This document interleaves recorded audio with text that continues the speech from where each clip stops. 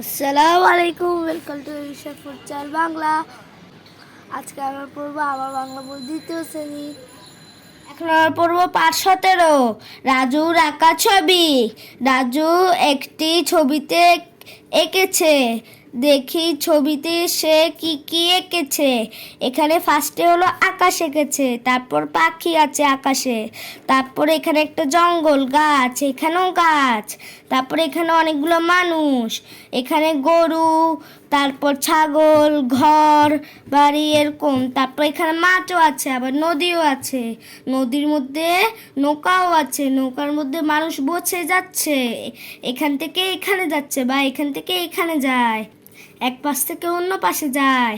তারপর এই লোকটা মাছ ধরতেছে, এখানে এখানে দেখো মাছ। তার কৃষকরা তার জিনিসপত্র নিয়ে কোথাও যাচ্ছে, অন্যান্য মানুষ তারা ওনাদের কাজে অন্য জায়গায় যাচ্ছে।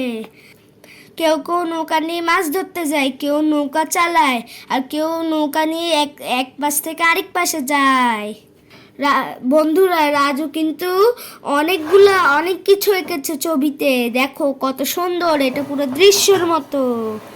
রাজুর আঁকা ছবি দেখে বাক্য লেখি। 1 নাম্বার, পাখি উড়ছে। 2 নাম্বার, নৌকা চলছে। 3 নাম্বার, মানুষ হাঁটছে।